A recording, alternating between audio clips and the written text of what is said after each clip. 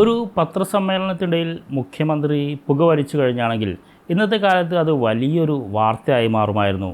എന്നാൽ പണ്ടത്തെ കാലത്ത് ഒരു വാർത്താ സമ്മേളനത്തിൽ ഒരു മുഖ്യമന്ത്രി പുകവലിക്കുകയുണ്ടായി. അത് വളരെ ലാഘവത്തോടെ അദ്ദേഹം പുകവലിച്ചുകൊണ്ട് വാർത്താ സമ്മേളനം നടത്തുകയുണ്ടായി. ഈ സംഭവം നടന്നത് ഒരു മലയാള സിനിമക്കകത്താണ്. ഓഗസ്റ്റ് 1 എന്ന സൂപ്പർ ഹിറ്റ് ചിത്രത്തിൽ സുകുമാരൻ അവതരിപ്പിച്ച മുഖ്യമന്ത്രി കഥാപാത്രമാണ് ഇങ്ങനെ ചെയ്തത്. വളരെ ഐഡിയലായ ഒരു മുഖ്യമന്ത്രി കഥാപാത്രമായിരുന്നത്. പക്ഷേ എന്നിട്ട് കൂടിയും വളരെ ലാഘവത്തോടു കൂടി പത്രസമ്മേളനത്തിൽ പുകവലിക്കുന്നതായിട്ടുള്ള രംഗം ആ സിനിമയിൽ ഉണ്ടായിട്ടുണ്ടായിരുന്നു. അന്നത്തെ കാലത്ത് ഇതൊരു വലിയ സംഭവമായിരുന്നില്ല. കാരണം പഴയകാല മലയാള സിനിമകൾ നമ്മൾ പരിശോധിച്ചു കഴിഞ്ഞാൽ നമുക്ക് മനസ്സിലാക്കാൻ സാധിക്കും, അതിലുള്ള മിക്ക പുരുഷ കഥാപാത്രങ്ങളും പുകവലിക്കുന്നവരായിട്ടാണ് ചിത്രീകരിച്ചിരുന്നത്. അതിലെ നായകനായാലും പ്രതിനായകനായാലും വഴിയെ പോയവരായാലും ഒക്കെ അവരൊക്കെ പുകവലിക്കുന്നവരായിട്ടാണ് ചിത്രീകരിച്ചിരുന്നത്. നായകൻ്റെ ഇൻട്രൊഡക്ഷനും പ്രതിനായകൻ്റെ ഇൻട്രൊഡക്ഷനും, അല്ലെങ്കിൽ അവർ വെറുതെ ഒരു സമയം എവിടെയെങ്കിലും വെയിറ്റ് ചെയ്യുകയാണെങ്കിൽ പോലും സിഗരറ്റ് എടുത്ത് കത്തിക്കുന്നതായിട്ടാണ് കാണുന്നത്. അപ്പം ബോധപൂർവം പലപ്പോഴും തിരക്കഥാകൃത്തുകൾ ഇങ്ങനെയുള്ള രംഗങ്ങൾ ഉൾപ്പെടുത്തിയിട്ടുണ്ടെന്ന് തോന്നിപ്പോകും നമ്മൾ പഴയകാല സിനിമകൾ കണ്ടു കഴിഞ്ഞാണെങ്കിൽ. അത് ഇപ്പോഴും തുടരുന്നുണ്ടെന്നുള്ളത് മറ്റൊരു വസ്തുതയാണ്. പിന്നീട് 90s വന്നു കഴിഞ്ഞാൽ നമുക്ക് കാണാൻ സാധിക്കും, മദ്യപാനത്തെയാണ് അതിൽ കൂടുതലായിട്ട് ഗ്ലോറിഫൈ ചെയ്തതായിട്ട് നമുക്ക് കാണാൻ സാധിക്കുന്നത്. ഇപ്പോൾ 90s സിനിമകൾ നമ്മൾ പരിശോധിച്ച് കഴിഞ്ഞാൽ നമുക്ക് മനസ്സിലാക്കാൻ സാധിക്കും, അന്നത്തെ കാലത്ത് സിനിമകളിലൊക്കെ മദ്യപാനത്തെ വളരെയധികം ഗ്ലോറിഫൈ ചെയ്തിട്ട് കാണിച്ചിട്ടുണ്ടായിരുന്നു. വളരെ മനോഹരമായിട്ടുള്ളൊരു ദൃശ്യാവിഷ്കരണമായിരുന്നു മദ്യപാന രംഗങ്ങളെ കാണിക്കുന്നതിന് വേണ്ടി.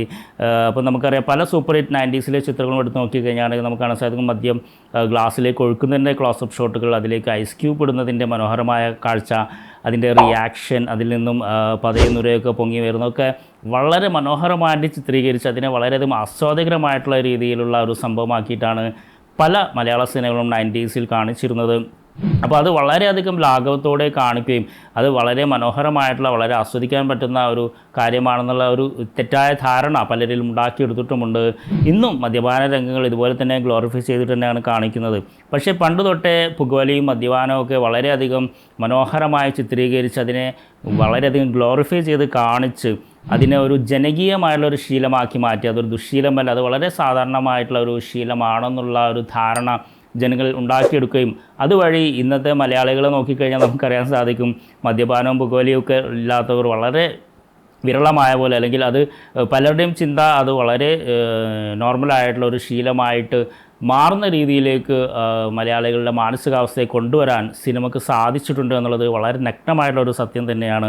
നമുക്ക് വേണമെങ്കിൽ പറയാം, സിനിമ ഒരു എൻ്റർടൈൻമെൻറ്റ് ഉപാധിയാണ്, ഇതിൽ കാണുന്നതൊന്നും വിശ്വസിക്കരുത് എന്നൊക്കെ പറയാമെങ്കിലും സിനിമ എത്രമാത്രം പ്രേക്ഷകരിൽ സ്വാധീനം ഉണ്ടാക്കുന്നുണ്ട് എന്നുള്ളത് നമ്മൾ പുതിയ പുതിയ വാർത്തകൾ വായിച്ചാൽ തന്നെ നമുക്ക് മനസ്സിലാക്കാൻ സാധിക്കും. അപ്പോൾ അന്ന് ഇതിനെയൊക്കെ ഇത്രയും ഗ്ലോറിഫൈ ചെയ്ത് കാണിച്ചതിൻ്റെ തിക്തഫലങ്ങൾ ഇന്നത്തെ സമൂഹം അനുഭവിച്ചുകൊണ്ടിരിക്കുന്നു എന്നുള്ളത് വാസ്തവം തന്നെയാണ്.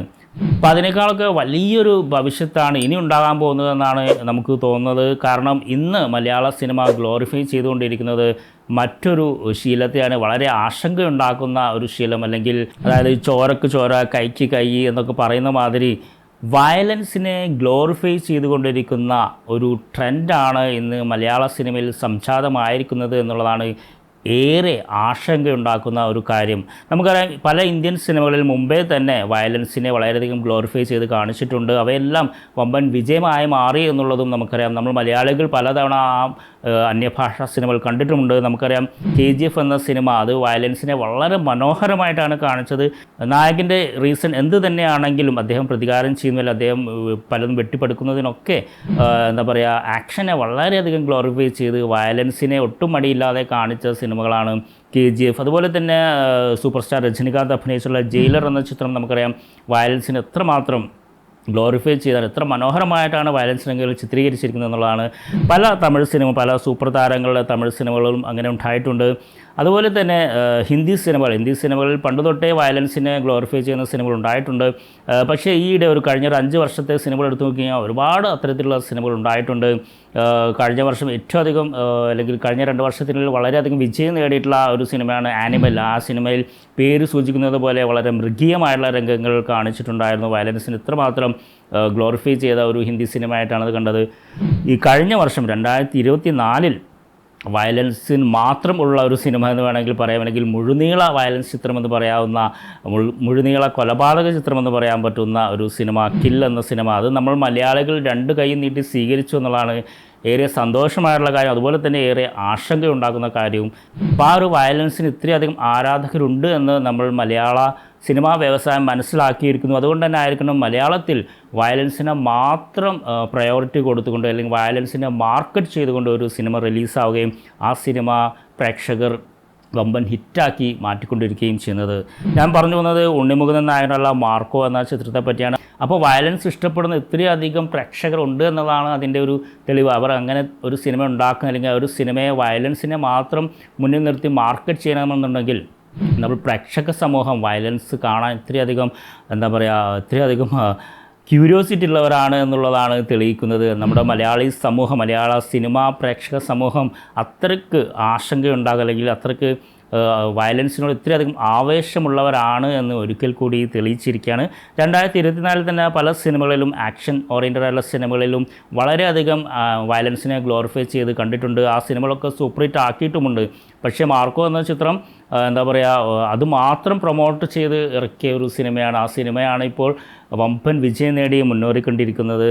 അത് ഉണ്ണിമുകുന്ദൻ എന്ന നടന് മറ്റൊരു ലെവലിലേക്ക് അദ്ദേഹത്തെ ഒരു പാൻ ഇന്ത്യൻ താരം എന്ന നിലയിലേക്ക് വളർത്തിക്കൊണ്ടിരിക്കുകയും ചെയ്യുന്നു. അപ്പോൾ ഒരു സിനിമ വിജയിക്കുന്നതും അത് കൂടുതൽ പ്രേക്ഷകർ കാണുന്നതൊക്കെ നല്ല കാര്യം തന്നെ. അത് വമ്പൻ വിജയമായി മുന്നേറിക്കൊണ്ടുന്നതൊക്കെ നല്ല കാര്യം തന്നെ. പക്ഷേ ആ ഒരു സിനിമ ഉണ്ടാക്കിയെടുക്കുന്ന ഒരു സംസ്കാരം, ആ സിനിമയിൽ കാണിക്കുന്ന ദൃശ്യങ്ങളിലൂടെ പ്രേക്ഷകരിലെ ബ്രെയിനിലേക്ക് പതിയുന്ന ചില ചിന്തകൾ, അതുവഴി ഉണ്ടായിപ്പോകുന്ന ചില സംസ്കാരം, ആ ഒരു സംസ്കാരം അതിൻ്റെ തിക്തഫലങ്ങൾ അനുഭവിക്കുന്നത് ഈ സമൂഹം ഒട്ടുക്കെയാണ് എന്നുള്ളതാണ് ഏറെ ആശങ്കയുണ്ടാക്കുന്ന ഒരു കാര്യം. അപ്പോൾ ഈ ഒരു വയലൻറ്റ് ഓറിയൻറ്റഡ് ആയിട്ടുള്ള മാർക്കോ എന്ന സിനിമ, അതിൽ ശരിക്കും പറയുകയാണെങ്കിൽ മുമ്പ് മലയാളത്തിൽ റിലീസായിട്ടുള്ള മിഖായൽ എന്ന സിനിമയിലെ വില്ലൻ കഥാപാത്രത്തിൻ്റെ സ്പിൻ ഓഫായിട്ടാണ് ഈ മാർക്കോ എന്ന സിനിമ ഇറക്കിയിരിക്കുന്നത്.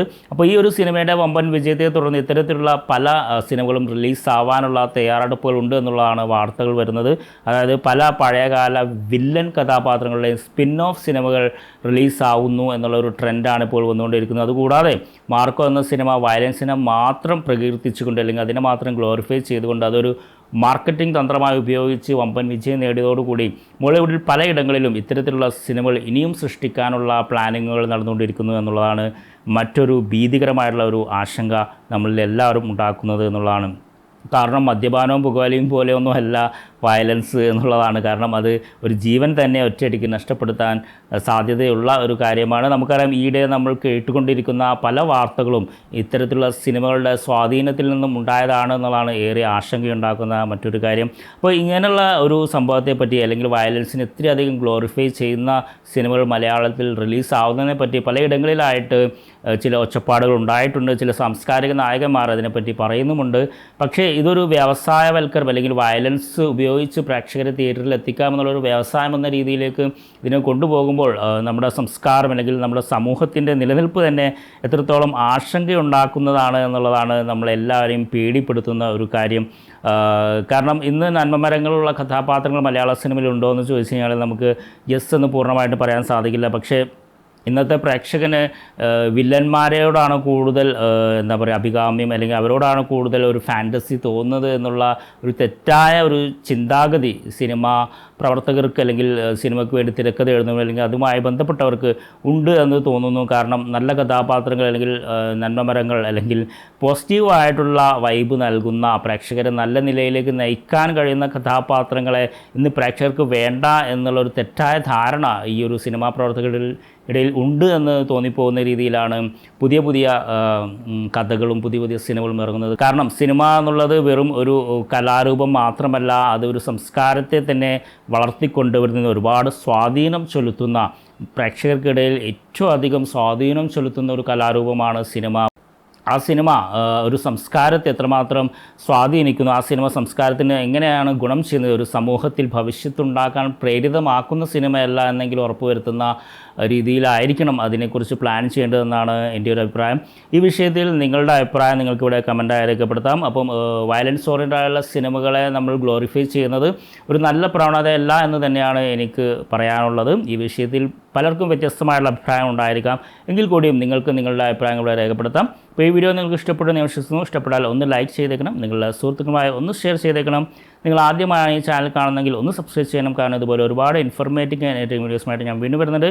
നമുക്ക് അടുത്ത വീഡിയോ കാണുമ്പോൾ this is Jubair signing off. By.